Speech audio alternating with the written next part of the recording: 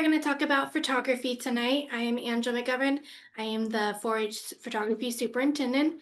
And then I have with us a photographer. Want to introduce yourself? Danielle Peebles, and I'm the owner of 3G Precious Memories Photography. So we're just going to go over a few things that we want to talk about that we want you guys to focus on when considering entering your photos.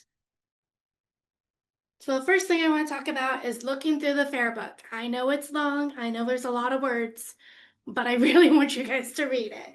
All the photos must be taken by the youth who's presenting the photos. I don't want to hear that your mom took the photos. I want to make sure that you guys are the ones who took your pictures. All photos must be taken within a certain set time frame. We have changed this as of last year from July 16th to July 5th of the next year. So there's about a week gap where we won't let you take photos. But other than that, you guys can take photos all year long, and we want to see all the different seasons. All photos must be matted or mounted. We'll go over that a little bit more later. But we want to make sure to stress no glass. We want to make sure that they are not in any picture frames that could fall and break, and that they have a rigid back. We do not want to accidentally stick a hole in your photo. So rigid backs, whether that be cardboard or some kind of stiff board. The final product must be a minimum of 8 by 10. That counts the mat. So you can have a 5 by 7 picture with an 8 by 10 mat, and you need to not exceed a 16 by 20 inch. There are a few exceptions in the fair book depending on what kind of creative process or the panoramic also. But you just want to make sure that you stay within those parameters. That way we are able to display them. Going along with more of the fair book, there's 2 categories that you get to pick. You can pick between any of them, but you can only pick 2 categories. It's up to the youth to decide which photos they would like to enter in the fair, and the photos that have more than one subject, you should decide which category. We'll go over that again later in the slideshow. I want you to think about what your picture is trying to show. What story are you trying to tell? No more than 1 entry per category. You can have the cutest rabbit and the cutest goat in the world, but you're gonna have to pick one and then pick a different photo, whether that is plants or landscape or architecture. So you can only have 1 photo in each category, and you can only have 2 photos total. All photos must have an explanation card fully filled out.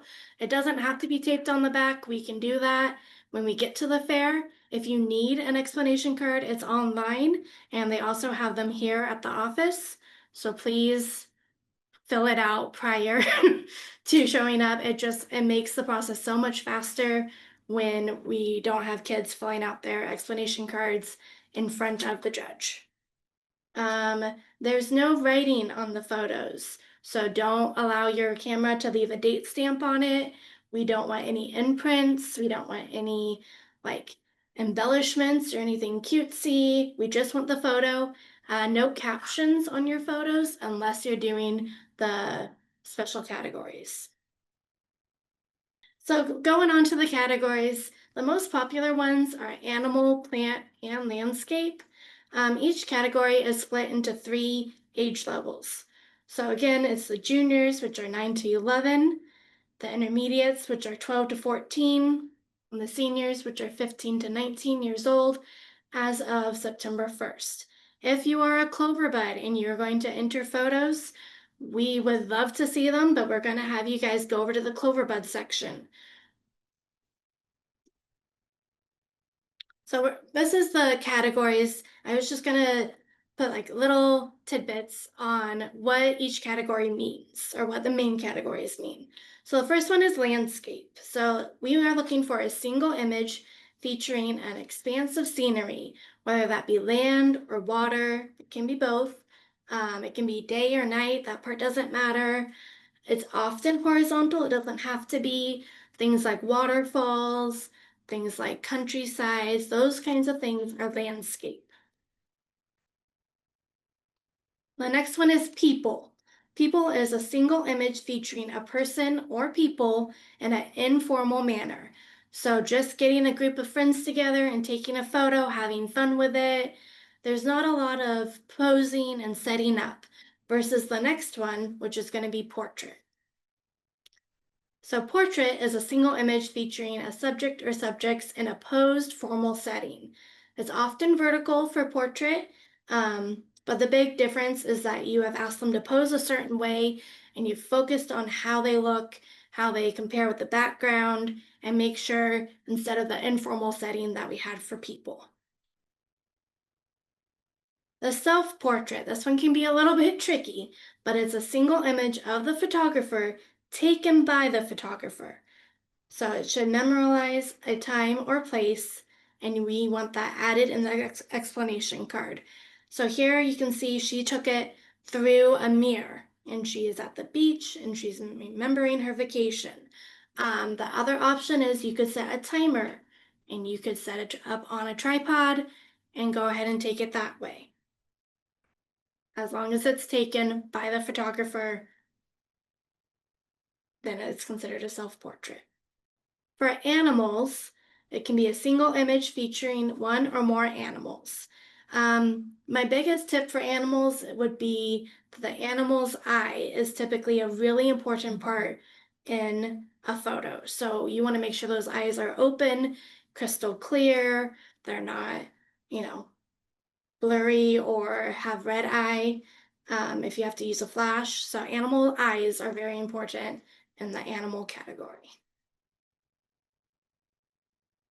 For the plants, again, we're looking for a single image featuring flowers, leaves, trees, plants. Just really focus on lack of clutter and focus on that one subject, whether it is a field of tulips or a single leaf. We just want it nice and clear that the focus is the plant instead of if you have like a garden in front and then a beautiful house in the background. We want to make sure that the plant is the main focus. That leads me to the architectural side. A single image featuring man-made structures such as buildings or bridges. So this has anything to do with if you want to go and take a picture of the Golden Man on top of our state capitol building, or if you want to take a picture of a fountain that's made. Those are architectural objects, so something that is man-made. The next one is going to be texture. This one is a single image featuring the texture or textures of an object or a subject. The big emphasis on this is the light and the angle of which you take that photo, and you want to be able to see that photo and reach out and think, I know exactly what that feels. So like, this is an example of bark. We all know what bark feels, but we want you to be able to see it through the photo, that it's rough, it's not smooth, it's a little jagged. So if you do a texture photo, we want to be able to feel what that what that feels like. For still life, this is the one that we want to image where the youth has arranged the photo. So typically these objects cannot move by themselves, and the youth has set them up in a certain way that is pleasing to the eye, and we want them to not be able to move by themselves. That's the key there, and that the youth has arranged them and before taking the photo. And then we have action and movement. So some action and movement shots are the subject in motion. So that we have stop motion or how the effect of the motion depends on the picture. So the first one here, we have a lady who's jumping up. That's considered stop motion. We've stopped the motion. She's crystal clear. We can't see her moving.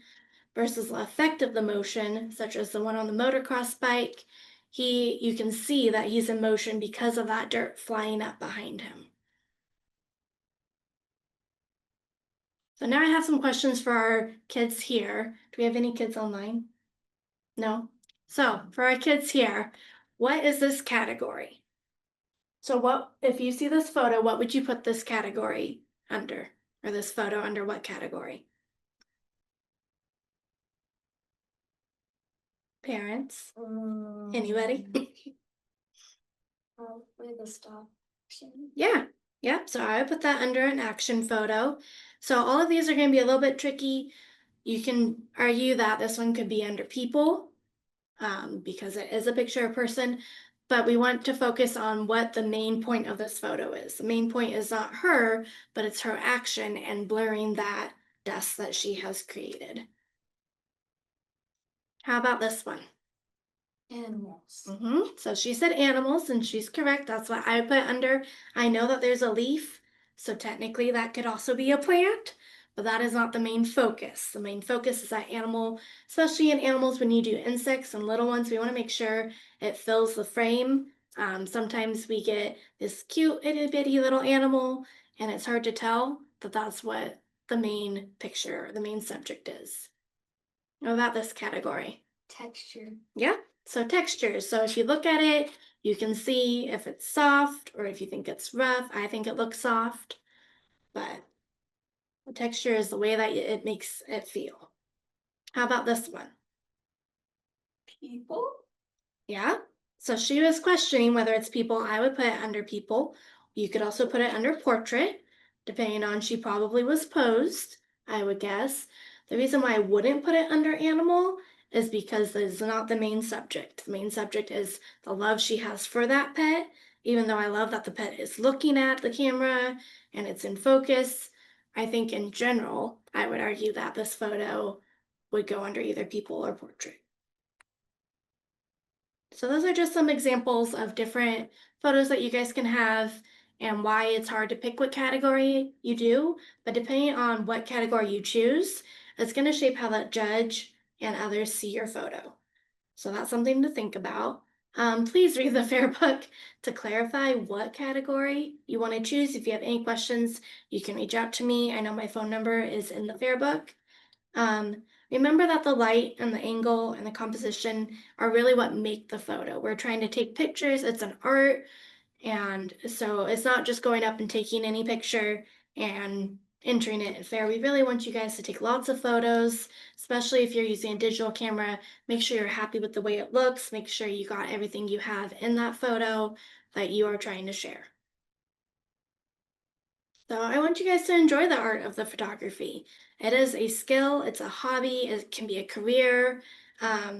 Just enjoy it and learn. And like I said, with digital photos, we are blessed that we can go and take photos as many times as we want to make sure that we understand the different angles and different perspectives that we use. I do want to throw a little in there that the credits of this photos that I used are from Google Photos. So I just wanted to throw that out there. So I have Danielle here, and she's going to explain some of the photography terminology and just a few tips to try and help understand more about the art of photography. So what is photography? Oop. I went too far. Photography means drawing with light. Every picture uses light to tell a story. And once you get a photograph, that photograph is a picture made by capturing that light.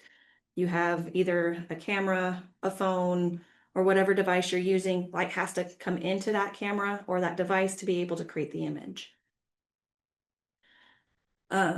Subject is going to be the main thing you're taking the photo of. You want it to be crisp and clear. It has to be the main focus. Whether it's, oop, sorry, it's okay. It could be different subjects. So you have the people there, you have a horse or product photography. It's the main thing. Focus. That's the main, like I said, the main part of the photo. You want that one to be crystal clear and everything around it. You want your eye to automatically go to it. And light helps with that. If it's too dark, your eye won't go to it. It's not going to work. And if it's too light, it blows the image out to where things aren't in detail. There's different parts of a photo. You have the foreground, middle ground, and background. The foreground is what's in front of your what's in front of your subject. It sometimes can be blurry, sometimes not, depending on how you set up the photo. The middle ground is where your subject is standing. It's going to be the main focus. It's going to be crystal clear, sharp.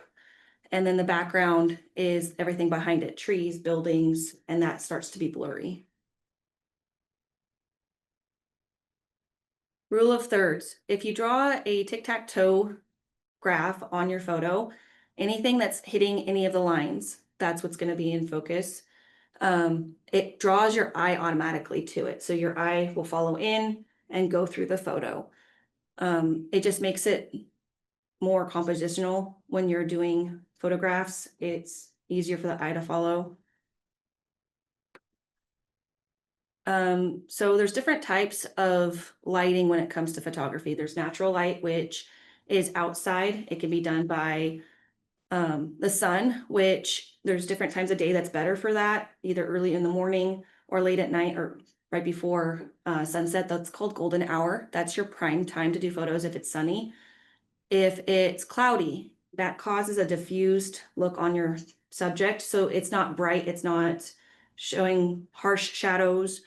And that you can do any time of day. It's easy when it's a cloudy day to do it. A lot of people don't realize that if it's sunny, it makes it harder on the photographer, and you'd have to take a light out to be able to overpower the sun to not have those dark shadows under the eyes, especially if you're doing portrait photography. Artificial light is caused by different mechanical objects. You can have one there's speed lights, there's flashes, all different types. And then if you want a more diffused look, you put a softbox on front. So imagine you take a flashlight and you have an object, you slide that flashlight down, you're gonna have harsh shadows everywhere. If you put like a piece of fabric that's white over it, it causes the diffused light to go out. You don't have the harsh shadows, and that's pretty much what the softbox does. And it's in comparison to the clouds and does the same thing.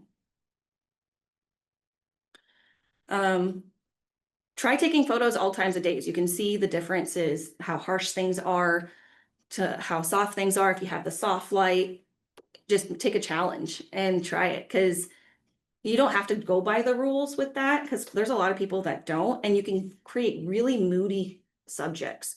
Like Halloween, if you take a light and have the light coming underneath your chin and going up, you're going to get that gory effect and scary effect. Where if you take something with a softer light and bringing it down, it's going to be more soft and easier on the eye to look. So tips and tricks. Check your background. Make sure you don't have clutter in the background. Anything that's white or bright, your eye automatically goes to. It's just the human brain that does it.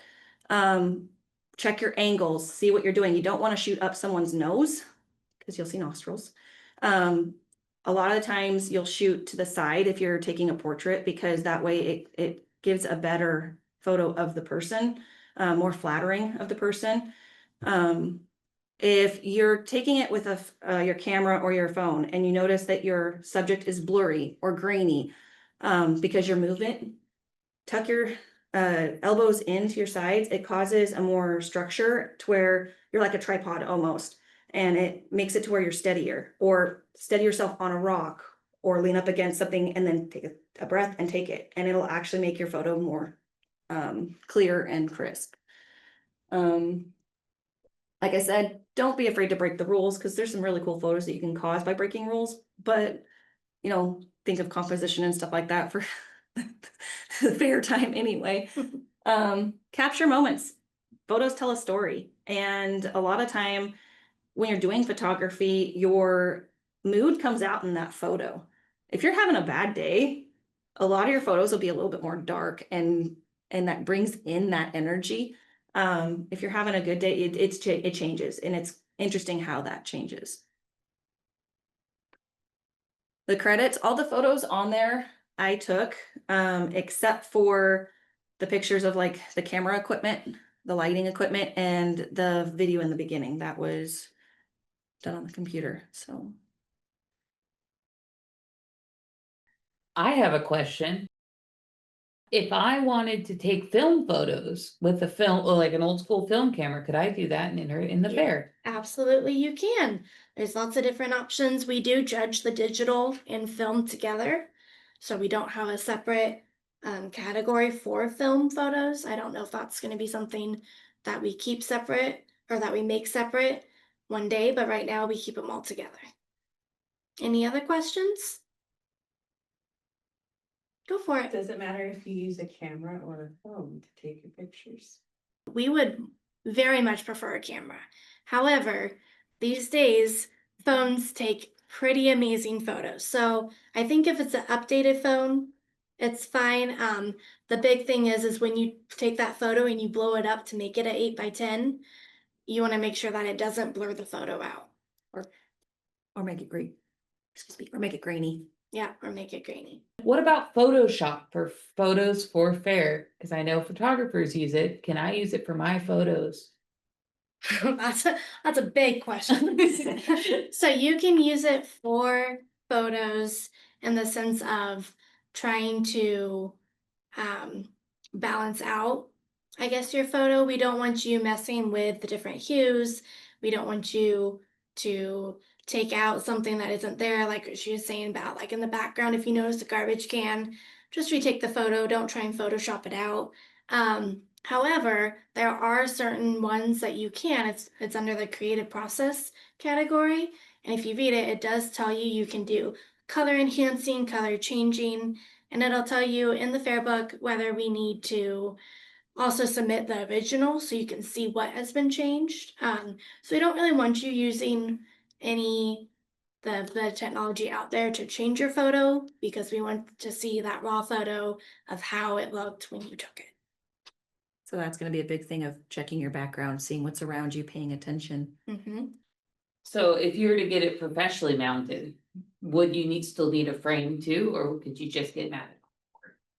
So we suggest that the youth actually mount it Yep. instead of going and Yep. paying someone to mount it, just because of 4-H rules, and we Yeah. want you guys to do it. If you guys end up only using the mat board, we would like it flush with the photo.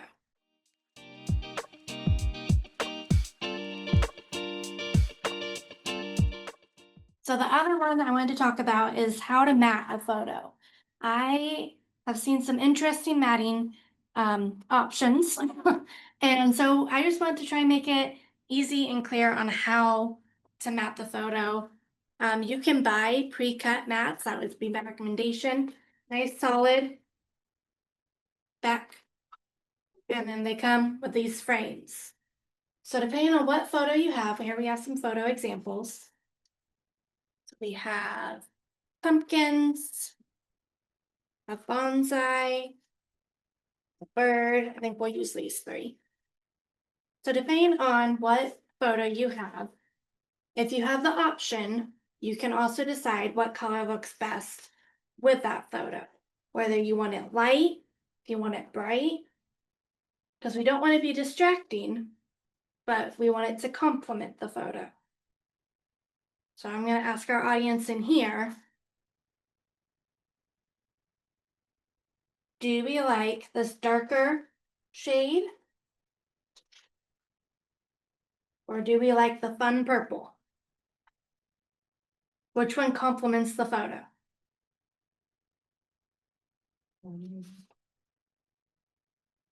Darker shade. She said the darker shade. It's a little more natural, and I think I would agree that it fits the photo better. You also want to make sure that depending on your photo, that when you are matting it, you don't get it crooked and you don't have any photos sticking up outside of the mat. So that is something to consider if you know what size photo you're gonna have, and then you can match the frame. To mat a photo, I would prefer if you guys used either acid-free photo spray or photo adhesive is what it's called. You can get it in most craft stores. I know Michael's has it. I think Walmart has it. Amazon probably has it too. So we want to make sure it's acid-free because we don't want to ruin that photo. Some of the glues can seep through and ruin the picture, and that would be really sad for you and for us. When you mat a photo, this my mom made, so shout out to my mom. When I was in 4-H as a youth. And so we took a yardstick and we found the center. That way you can take that photo and figure out where the center is, not only on here, but also on your mat board. So that way your photo is not crooked, your photo is not off to the side. You want to make sure that it's straight in the middle. And you can use this.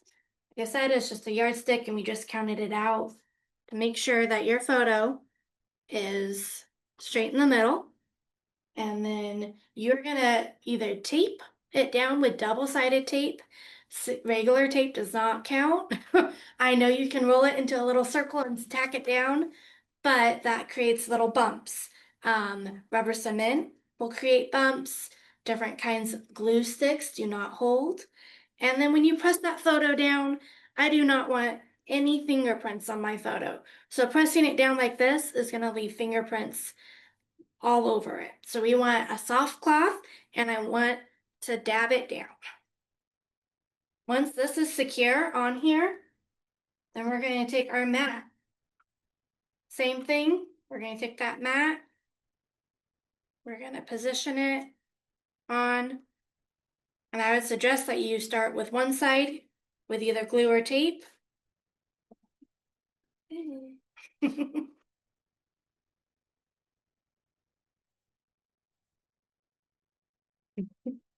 Okay.